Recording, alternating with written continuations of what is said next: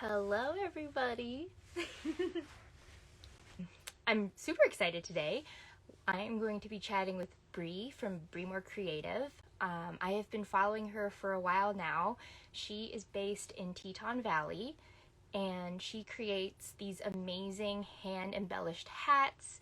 She sews these really cool snoids, which is basically like something you use for skiing.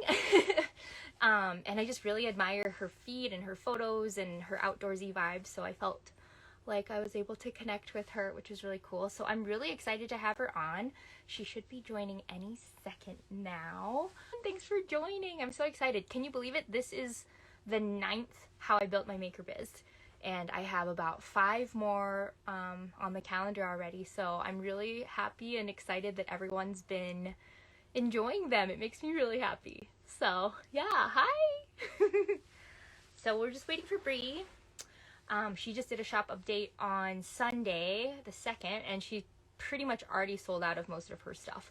I've been eyeing some things, but so my husband is a brewer at a brewery, and then I actually do some consulting and a little bit of work for a local tap room in town, doing all the food. Oh my gosh, yes, Tori. Yes, she did sell out of all the stylish things. Oh, Bree's here, so let's wait for her to join. But anyway, so they do a collaboration brew every year, and since I'm affiliated on both sides, I get to go. I did post a little story of it, but it was really fun. Yeah, so yeah, awesome. Can't wait for her next update. I know, I love those straw hats actually. I was like eyeballing it hard, but they sold out really fast. Yay! Yay! It's working. Hi, This how's is it so going? funny. Yeah, I was so worried because I was like, I couldn't post today at all, and it kept telling me like I like uninstalled, reinstalled, like all this stuff, and I was like, oh man, I have a live today. Like, I hope it works. I was Googling how to do it just so that I didn't mess anything up. And Oh, hey, yeah, we're here. you kind of just have to do it to figure it out. Totally. Yeah, I'm so happy to meet you. Yeah, you too. This is awesome. So I awesome. watched a bunch of your old, or just the ones from previous weeks, so I could get an idea of what we were talking about, and it was awesome. Yay, thank you. It's been so fun, and it's just really cool getting to know other people and like other makers and kind of figuring out like, how your journey is, and there's always some awesome nuggets to be found. So Totally. And we're kind of the first generation of people doing this. It wasn't this accessible. absolutely. To like our parents, or even, 10 years ago, Instagram didn't exist. So yeah. Totally. Yeah, absolutely. Wild. It is wild. Well, so I did do a little introduction, but why don't you introduce yourself in your own words? Cool. Yeah. So I am Bree, or Brianna, and I started a headwear business. So I sell headwear, primarily stuff that I like hand stitch or hand embellish on, and or hand embroider. I don't know, I say something different every time. But I started it 3 years ago, actually, this August. Nice. So it's been a while, yeah, and it's been my full-time job for about a year and a half. I still would like pick up a shift at a brewery here and there, like I wasn't fully all in until about a year and a half ago. And I was really close to going back to full-time work. I mean, we'll probably get to that, but there was obviously all kinds of like struggles and trials and tribulations, and now I can like with confidence be like, I run a headwear business. But it took a while to like transition it from hobby to profession. Totally. Yeah, I think we can all relate to that if we're makers. But so talk to us a little bit about your transition. Like how did the hobby start, and then how did you go from that to having a business? Yeah, so I think I knew from a really young age that I like to work with my hands. I like taught myself to braid. I would do all kinds of braids in my hair, and I started doing like beaded jewelry in middle school, and then I took some sewing classes in college actually, and my mom always had a sewing machine, and it kind of took off from there. I was living with a bunch of girls in college that were all really creative, and so we were just having like one of our weekend craft days, and I bought a blank snapback hat and was like, I'm gonna stitch on this. And the first one was born. And then I didn't do another one for probably like a year later as a gift for a friend. And I mean, meanwhile, I was going to school to become a teacher. And so I was really not, didn't really think something like just starting a headwear business was, you know, in my future. I was very much like on this practical path, like job security, benefits, like don't want to have to be struggling, honestly, after witnessing like what my parents went through. And this is kind of personal, but when I was 10, my parents, they had owned their own business for 20 years and it went bankrupt. Wow. And it was a whole like series of events, but I was just old enough, I think, that I was very aware of like kind of the life we had and then our reality after that.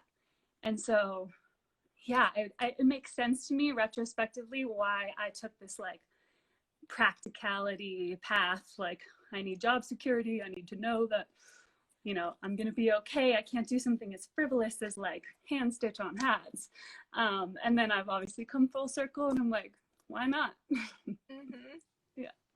That's amazing. Well, and it's just like, it goes to show too, it's like when you have a passion and you really are true to yourself, ultimately it wins over any sort of like conventional, like, I feel the same way, where it's like this, the conventional society, you know, definition of success and what that means, but it's different for everybody. And Totally. ultimately, you know, what you love and what you choose to do, whatever that is, it doesn't matter what it is, as long as you're in love with it, it's like you can make it. Yeah.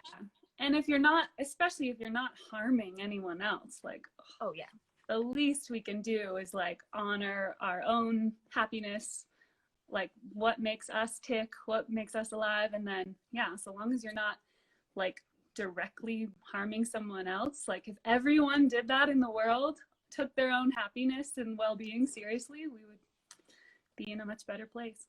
absolutely. No, I 100% agree.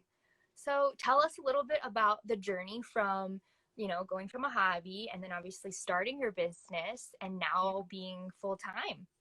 Yeah, so I guess I should back up again.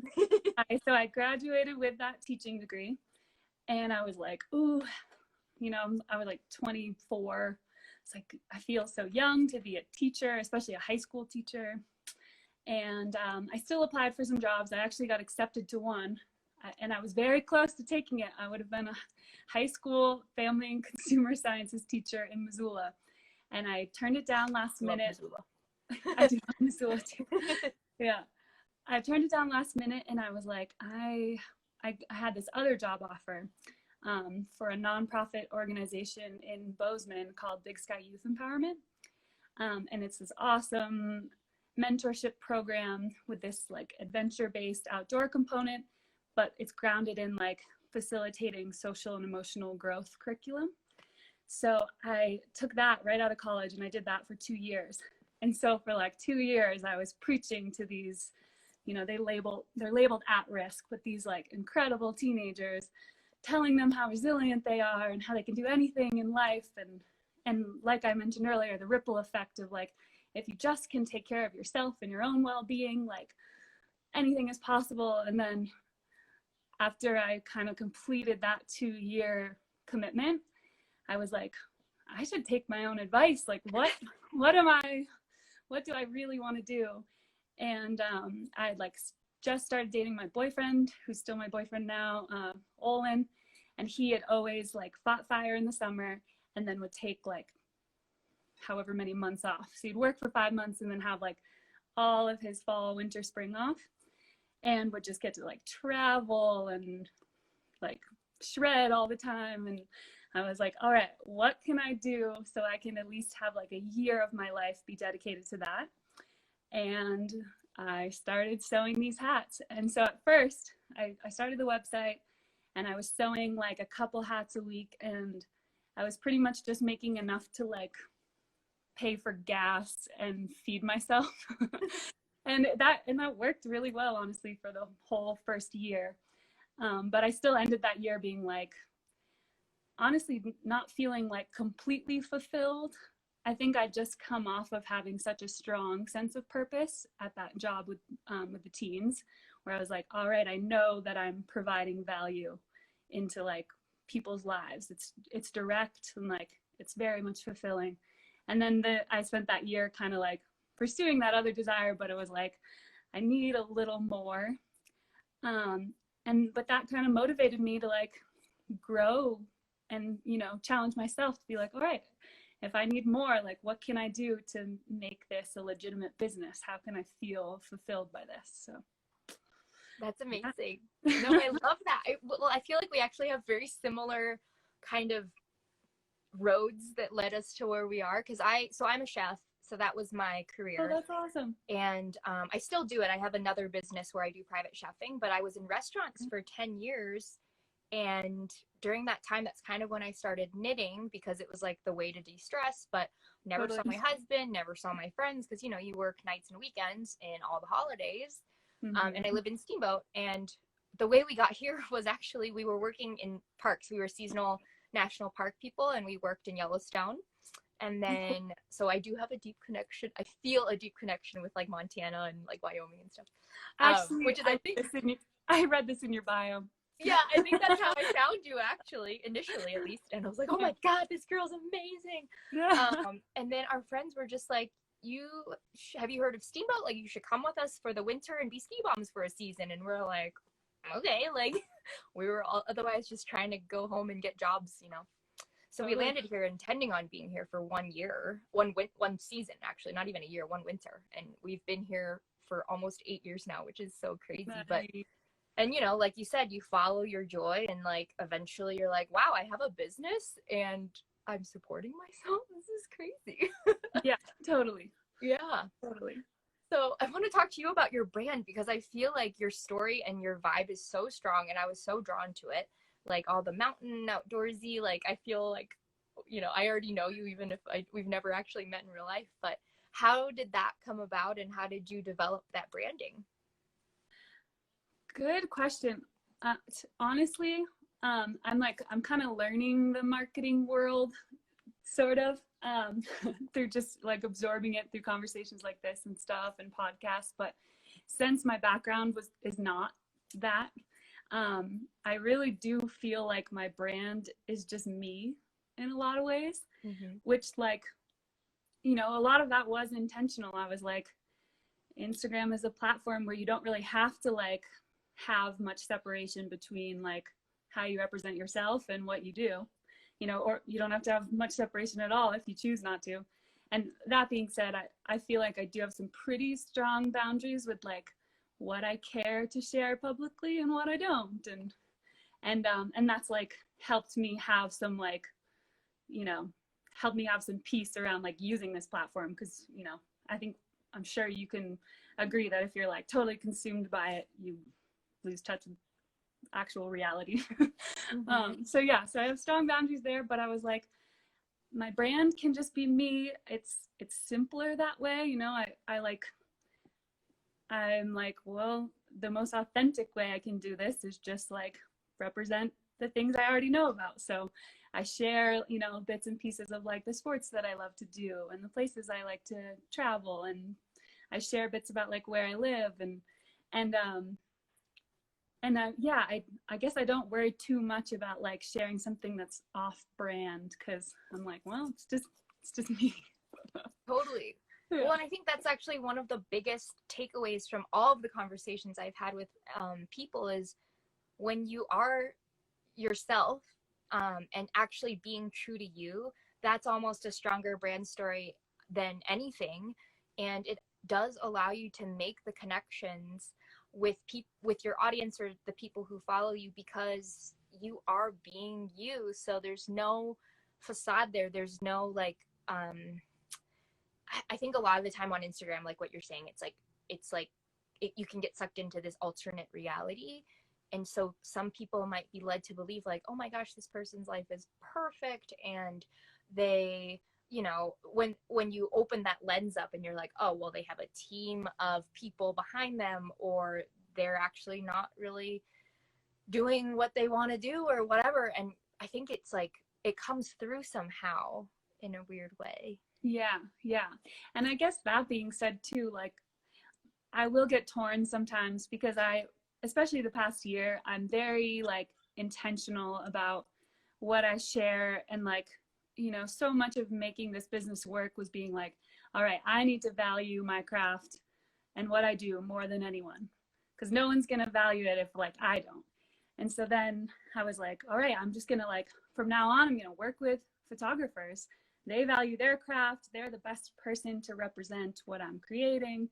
And so I'll either like trade or pay photographers. And I'm able to like, I think, you know, capture my hats in the best way possible, but they are these like, you know, dreamy images that are like, you know, they're staged. It's a photo shoot. And like, it's not fake, but it's also not like, you know, sometimes I'm like sweating in my pajamas sitting at my kitchen table sewing, and that's just not as good of a photo. Right. So you know, it's like it's a good reminder that like so much of the fun that I have with marketing is like creating these like idyllic images that I think represent my or showcase my art in the best way possible, but it's totally curated. Of course. And then I'm like, do I have a responsibility to share that I'm struggling in life too? And you know, I feel like there's so many people that are like better equipped to, I don't know, that have already like taken that step to be like either activists or like, you know, like I turned to Brene Brown for that part of my life, you know. I love her. Like I could use my voice on those things, like I've been having anxiety this week, but that's just like one of the boundaries that I've set with my social media page. It's like it's hats, and it's funky hats, and they're fun, and hopefully they're like make you smile. And yeah, I totally share the positive parts of my life. Yeah, I mean, as do we all, right? Yeah. And I think you do such a great job, because it's like, even though, yeah, you're like you're saying, they are photo shoots and it is a photographer, but I feel like the people that you've chosen to work with and the way you are representing your brand and your story, even though it is like you said, it's staged, but it's still authentic. Like, it is still what you're doing. It is still your lifestyle. And I do think your story comes through, and you're telling what, you know, you're representing yourself very well. So Thanks. Yeah, totally. Yeah, it helps that I have a ton of friends that are photographers for a living. Well, you live also in an amazing place, so. Totally, yeah, and I can like go in my backyard and capture some pretty amazing images, totally. Especially living in Teton Valley, it's like slow paced. You're at home a lot. There's not like a big town scene. I mean, especially now with COVID, you're really just like, I'm like in the outdoors or I'm at home. And yeah, I feel the same. It's like, I feel so lucky during, especially like realizing it, not that I didn't know it before, but like with COVID, you're like, oh my God, I'm so grateful that I live, where I can like go outside and hike and ski and see no one, even if I'm doing these activities, and that it's like, you know, right there. Yeah. Well, if this had hit, my boyfriend and I have been saying, like, if this had hit 2 years ago, we were like living out of his truck. It would have just been such a mess and so broke. And yeah, a different world. But so did you grow up in Montana, Teton area, or? No, I grew up in Maine. Oh, okay, cool. But also very outdoorsy. Yeah, totally. In a different way. I honestly, all the sports I do now, I learned from like age 20 on, from like moving to Montana. Wow. Skiing, mountain biking, which is crazy. Yeah, I was a Montana. Well, and you went out to Montana for school, right? I did. Yeah. Yeah, that's really cool. What drew you to Montana in the first place? So I have family members in Missoula, and so a bunch of my family that grew up in New Hampshire all ended up migrating to Missoula. My grandfather had gone to school in Missoula, and so there's kind of like a family history of people growing up in Maine and New Hampshire and moving to Montana. And so I sort of like followed that flock. And then I actually initially was a nursing student. And in Missoula, they don't have a nursing program. So I was like, well, I have one cousin in Bozeman. It's all a family, even though I'm moving across the country, all a family 3 hours away, and landed in Bozeman. Nice. Well, it was a great place to land. Yeah, totally. And now it's like completely shaped my identity and who I am. And I will never live on the East Coast again, but I'm really excited to visit once I can. Yeah. Well, so talk to us a little bit more about like how where you live and your lifestyle has helped shape your business. Cool. Yeah. I think one of the things I love about hats is how universal they are and how inclusive they are. If you have a head, you probably own a hat. It's like, totally. Which is great. Yes. So, you know, like I think, you know, probably a lot of my audience is like people who look like me and live a similar lifestyle to me. But I think that's the coolest part about growing my audience is seeing like older people, younger people support my shop. Now I ship internationally, so like it's crossing different cultures and sending hats to different countries. And I think a big takeaway from some of the classes I took in college about just like consumerism and sustainability, I was like, well, you know, I'm kind of turned off that I'm someone who like sells a product. But then I think about hats, I'm like, almost everyone in the world owns a hat, like especially a snapback hat, kind of like the staple thing that I sell, like, and a beanie, like you need one. Yeah, a lot of them, multiple. Yeah, you kind of need a lot of them, and they're really practical. So I was like, well, if you're gonna have one, you might as well have one that's really special to you.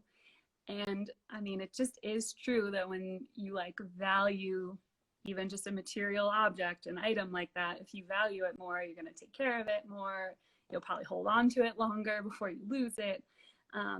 So like that kind of sustainability component in and of itself is nice. Yeah.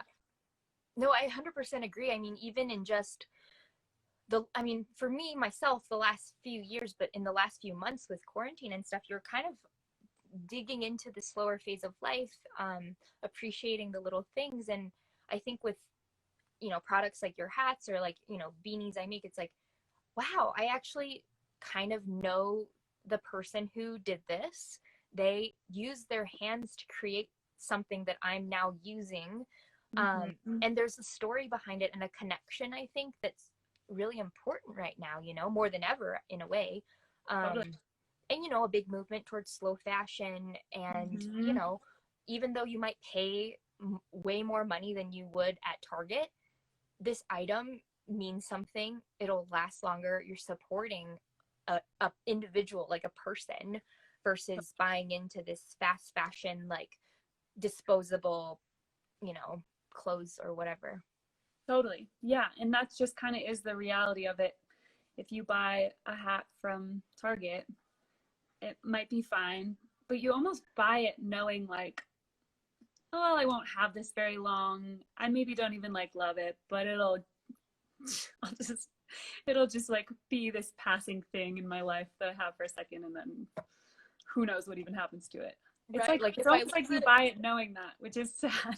It is sad, and it's funny because we've all grown up with that kind of mentality, you know. We're like, you know, I don't buy nice things because I'm going to ruin it or lose it. We're like, well, in a way, I mean, obviously I still have things from Target and stuff like that, but Same, like, because I need to make more money to not. totally, totally.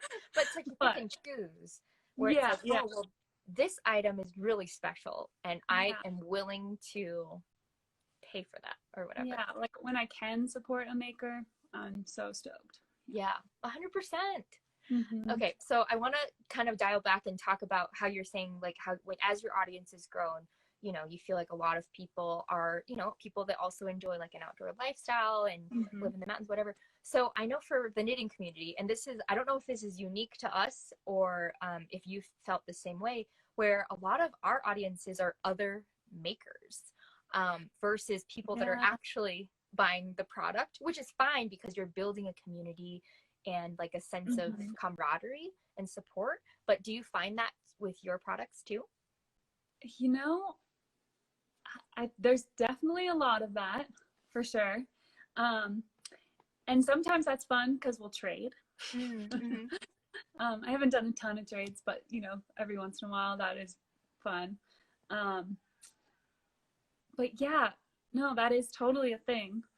I think that I probably just passed a threshold in the last few months where I have a lot of people that I think are actually interested in buying something, um, which is cool because I know that other people who are doing the same thing, they can't necessarily afford or like don't have the discretionary income to buy something. Um, but I do think it's the fellow makers that like when they do save up and make a purchase, they're like the most stoked to support. I know I feel that way. Like I'm finally gonna buy, this thing from like this person I've been following for 2 years. Yeah, Um, definitely. so yeah, I don't know. Yeah, I'm really not. I should look into that. I have my Instagram is set up as a business page, and I know that there are like on the insights tab there is a lot of information, but I don't really ever look at it. Totally. And it don't, take it with a grain of salt too. But Totally. how do you feel like you got past that threshold? Do you recognize a point in time where that shifted for you? So a major point in time was just me taking it seriously, being Mm-hmm. like, I think my loudest like inner critic voice is someone who like looks at my Instagram page and thinks, who does she think she is? Like that's kind of like the fear for some reason, and I'm just like, who is even saying that and who cares? But like that's totally the thought I have before I post. But anyways, I was like, well, I'm gonna stop listening to that and I'm just gonna like post more often these like images that I think are like awesome, that yes, time went into like capturing them and I'm not ashamed of that. And yeah, and so taking that really seriously, and then hands down, I would be totally lying if I didn't mention that one of my best friends is Rachel Pohl. I Rachel love Pohl. her. Yeah. So I mean, she literally, I was on a trip with her, like I was a week out from ending my job at that nonprofit with teens. And I was on a trip with her and I was sewing hats and I was like, I think I'm gonna try and sell these. And she was like, yeah, you're going to sell them. She was like, I'm gonna show you how to make a website. She's like, I use Squarespace, just start it. Call me if you have any questions. She was like, do it. Just very bluntly, like, do it. People want your hats and people want to like hear what you have to say. I don't know. She gave a very good pep talk basically. And so, I would never ask her to give me a shout out, but she just like being a really awesome friend, just every once in a while I'll be like, oh, Bree's, restocked her hats and she'll give me a shout out. And it like no doubt has sent a ton of people my way. So That's awesome. Well, and she's it's one like, of many people, but she has a lot of influence. So yeah, well, yeah. And I think she's one of those people I really love following and appreciate, reading what she has to say too, because she yeah, is authentic. Like she's very much herself and unapologetic about it. And I'm she sure shares a lot. yeah, she It's does yeah, share a lot. And it's she's mentioned courageous. too. She's mentioned like it's taken me time to get to this point. And I think Mm-hmm. that's something we all have to remember. Like you're saying, it just until you could have an account for years and not take it seriously or whatever and be like, oh, my Mm-hmm. growth isn't happening, like what am I doing wrong or whatever. But ultimately it is a lot of work to Totally. grow. So it's like we all have that imposter syndrome, right? Like I'm like, who am I to tell people like my opinion about this or whatever. Yeah. But it's like creating that connection. And like you said, makers love supporting makers. So it's awesome. You know, of course she would support you. Yeah, totally. No, Yeah. it's been so awesome. And I've used her to answer questions or just, talk about anything really in this world of like putting yourself out there. Yeah. Yeah. And I mean, she's been like unwavering about it for so long, and it is a ton of work. And she's like, I'm choosing to do this because and same with me, like it is serving this great purpose for my business. And put it like, why be afraid to take up more space in the world and put yourself out there? Mm-hmm. Well, and it's like not even viewing it as taking up space, right? It's like viewing it more like just being yourself and hopefully having some sort of positive impact on someone else, whether you're sharing something personal that someone might resonate with, or giving advice or whatever that you're sharing, Yeah. creating Yeah, that totally. connection. Mm-hmm. Which, I mean, you're doing so awesomely with this Instagram live thing. It's really cool. Thanks. I know I was nervous. Kind of happened. You're probably getting like comfortable from doing so many, but I was like, I've never done anything close to this. It definitely took time. Like my first couple lives, I was actually being interviewed by friends of mine, which is kind of what gave me the idea of like, oh, it would be kind of cool to meet people that I've admired for a while and like, see if they want to talk to me. Yeah, totally. And yeah, it's one of those like surprise, like reaching out, even like with you, I'm like, hey, like, how's it going? And then people that have said yes, you're just like, okay, cool. Like, sweet. This is happening. I'm in. You just made this happen. Yeah, totally. Yeah, for sure. Okay, so let's talk about the outdoors. Okay. And I'm very hot right now. I know. No, I feel the I same. have to take off my hat. Heat wave. I'm like, that's why my hair's in a bun. I've been sweating all day. Yeah. I just took a shower and I'm like, why didn't I take a cold shower? But yeah, let's talk about the outdoors and kind of what they mean to you and how they have inspired your work. Yeah. Kind of like I mentioned, I think the sports I do, like in the outdoors, skiing, mountain biking, I'm like been learning to kayak for a while now. I love running, trail running. All those things are completely like such a huge part of my identity at this point. And those are probably the biggest community I have as far as like the people I relate to. It's really just shaped like how I interact with the world. It's shaped why I live in the town I live in. And, and more so than any of my other hobbies, like I also sing in a band, and I have like this music family too. But not every musician also like skis in the backcountry. And so I feel like my strongest relationships and sort of like, my strongest sense of self is in my ability to like be in the outdoor realm and, thrive in that environment or survive sometimes. Well, and like your snoids, for example, it's like you use that totally just in general every day of winter. Yeah, I bought one in March, I think, right before quarantine. No way. And then it started, so I have one and I'm really excited about it, but I haven't been able to use it yet because it started getting warm. Yeah, dang. I have friends in Steamboat. I bet we have some mutual friends. But yeah, I heard that it just like didn't really snow after March, which Which kind of worked out because we did have good backcountry stuff, which was good. Like I was saying, I was like, this year, 2020, I have skinned and mountain biked more than ever, know? Yeah, same, because we're super lucky. Yes. And yeah. And I mean, living in the places that we live do come with some sacrifice too. Like, I think we should give ourselves like a little bit of credit for that, because there is convenience of living in bigger places with more access to more things and anything. Freaking anything. Anything. A yard store would be great. No. We're not missing out during COVID because nothing's happening, but when things are happening, we're probably missing out. Yeah. You know, like this year I was going to go to Jazz Fest in New Orleans. And that was kind of my first, like, taken from me, you know? Right. Which is fine. But I was really looking forward to the food and the culture, and my best friend lives there. And, hopefully, hopefully next year we'll see what happens, I guess. But we will see, right? Yeah. who knows? No, I definitely feel the same. It's like we have a lot of amazing, things. Well, like you said, sacrifices. It's like choosing our priorities. Like, what am I choosing to prioritize? Yeah.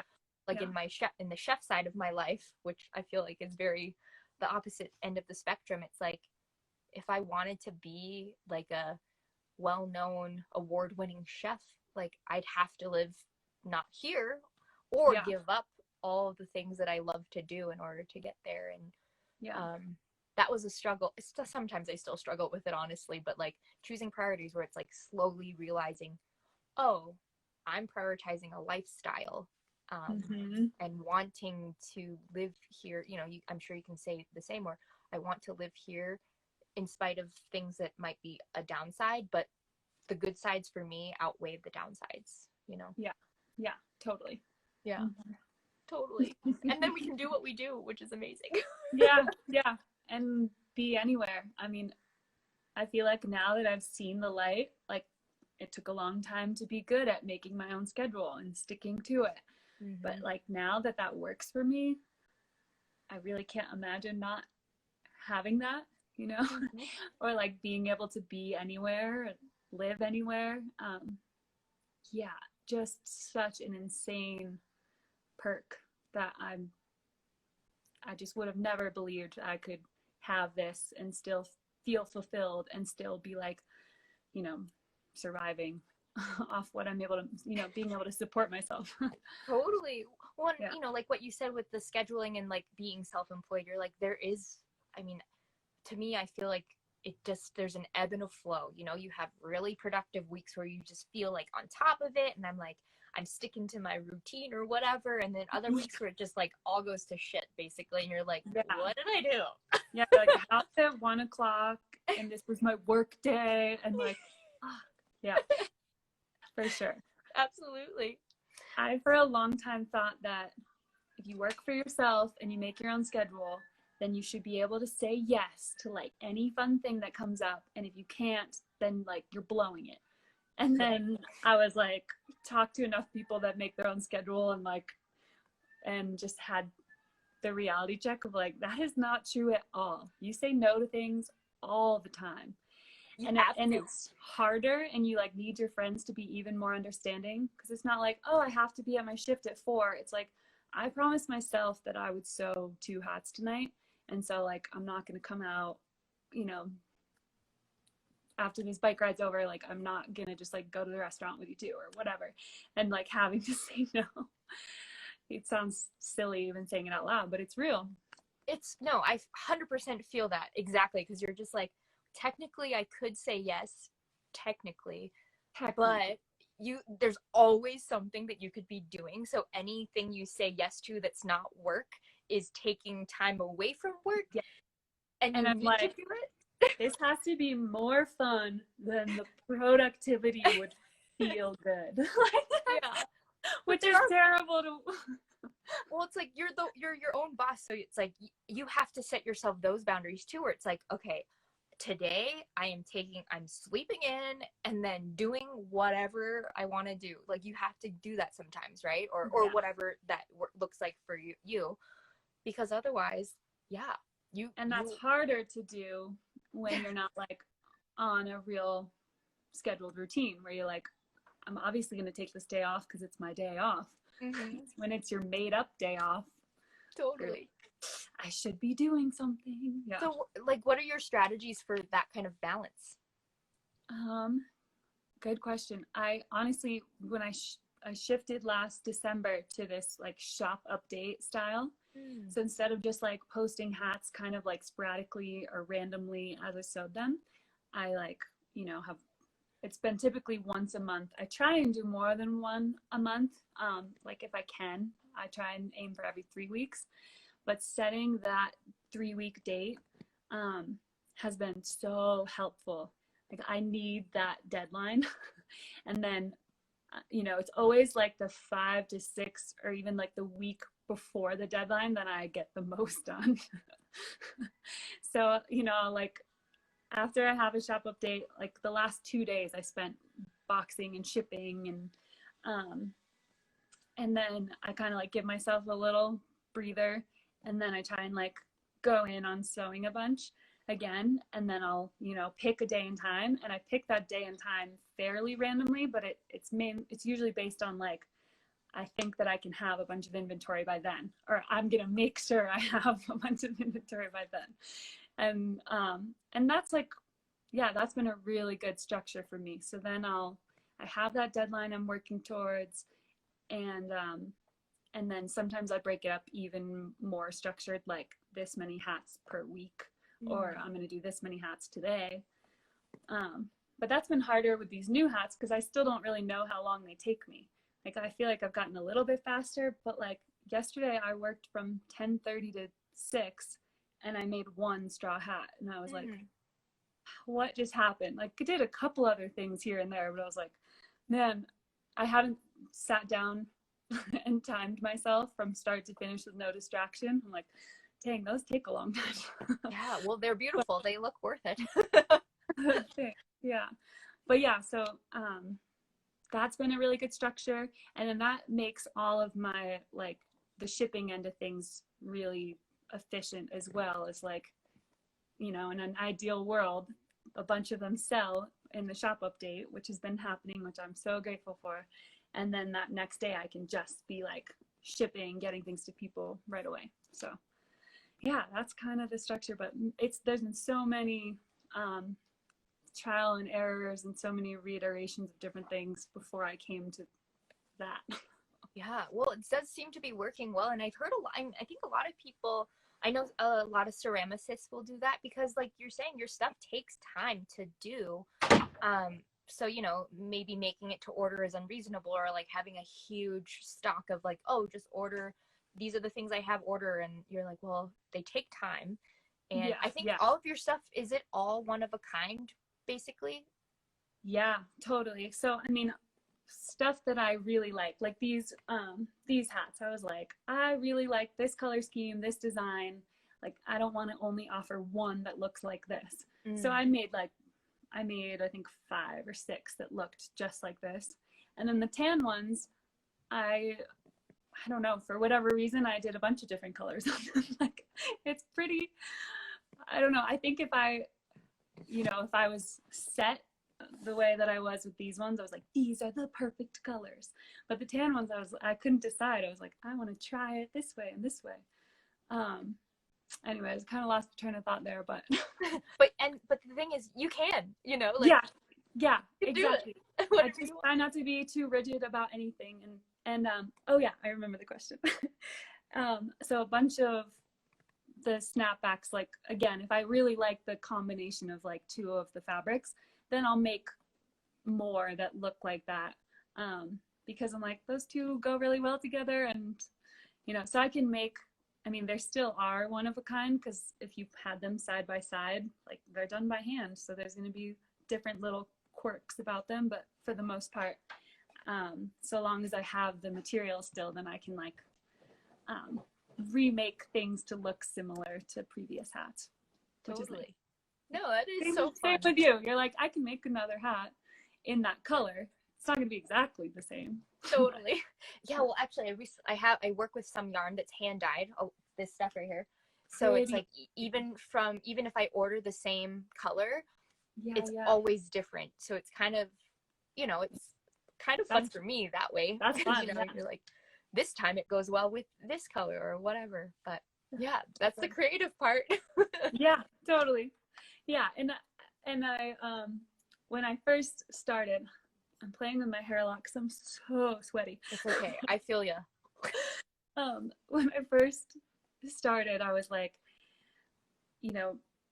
thinking about, I was like, what's my style gonna be? And then I was just like, oh, I like everything. Like, I like earth tones and I like really bold things. And I was like, I like gold and glitter, and I like plaid, you know, and like I like pale colors and I like neon. So I was like, well, I'm obviously gonna have tons of like, I want these hats to be able to be like as funky as possible. But I think the way that they've stayed somewhat cohesive is that I like primarily do that mountain landscape.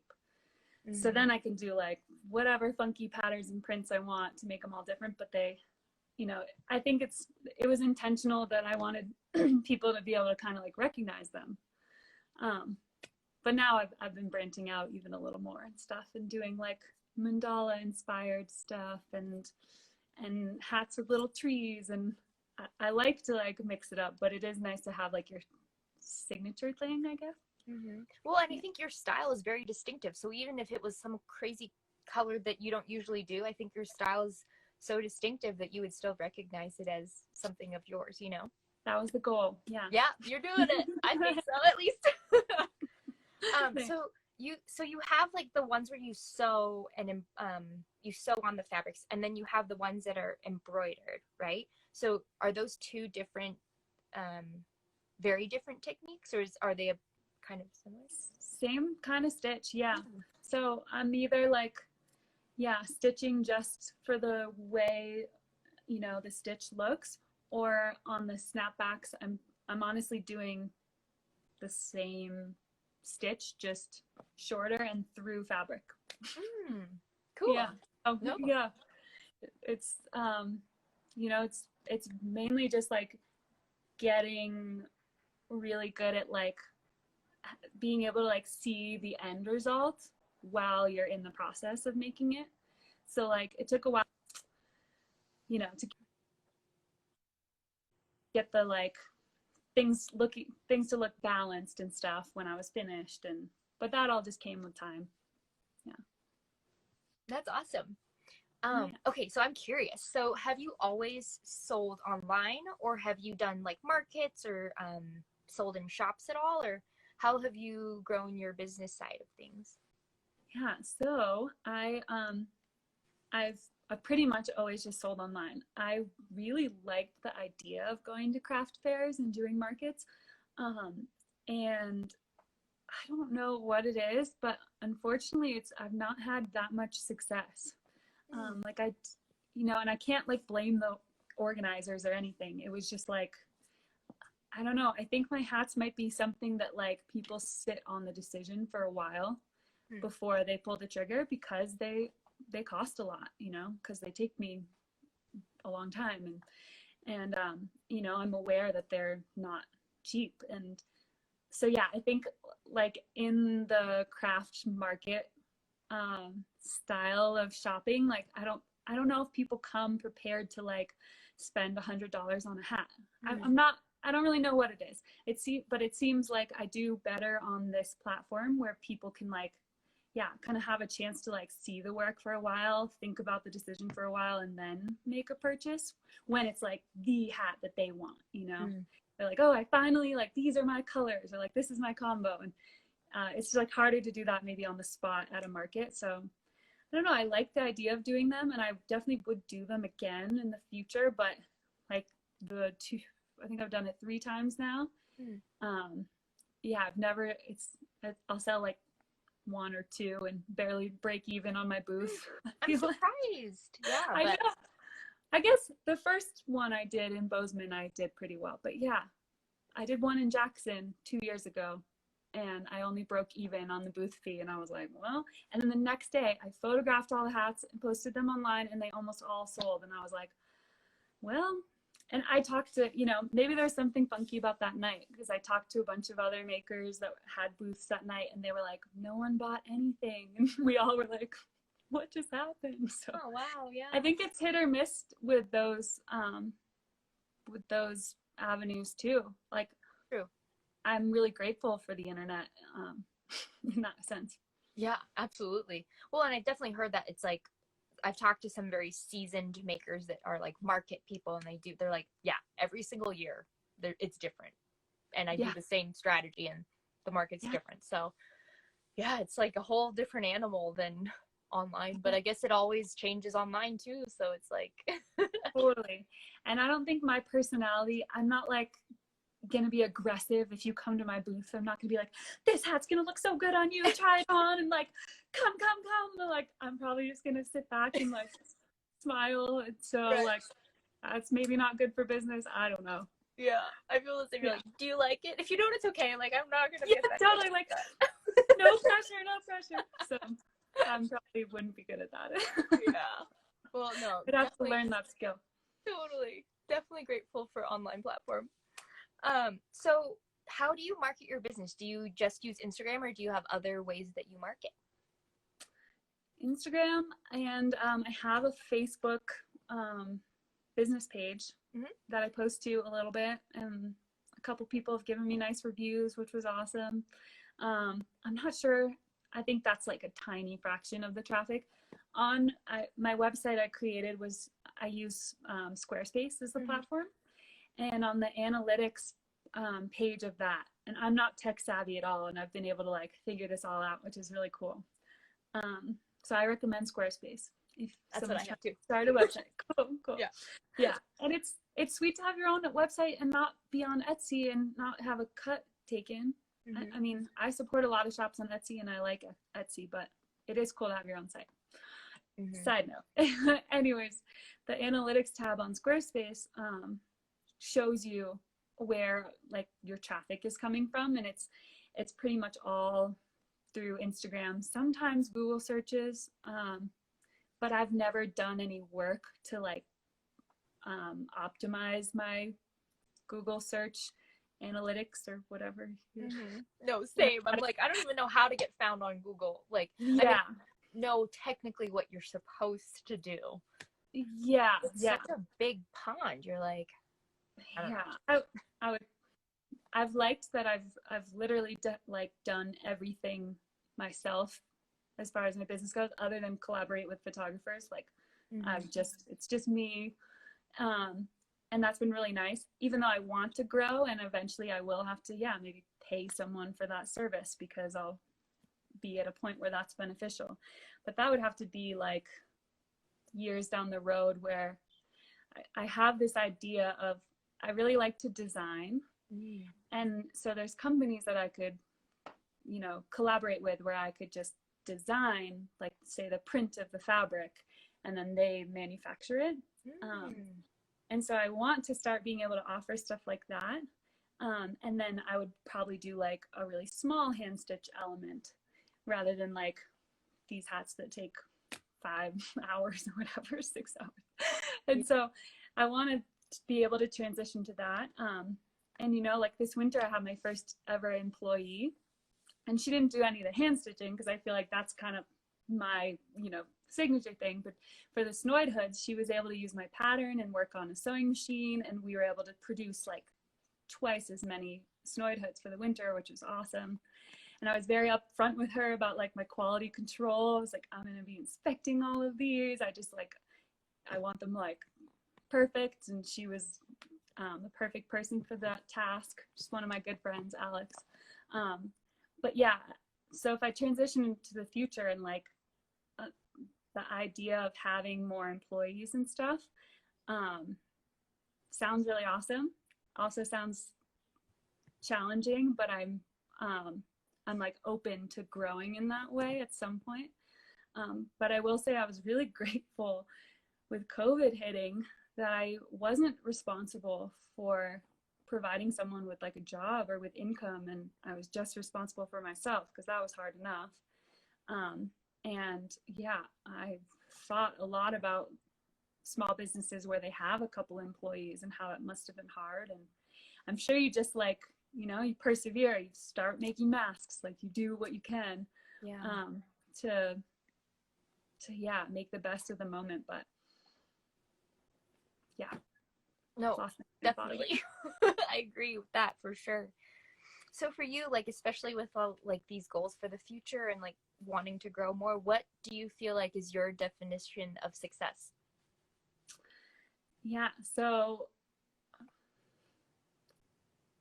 real corny, but my own personal happiness and my ability to like show up for myself and the people I care about that are immediately in front of me is like priority number one always.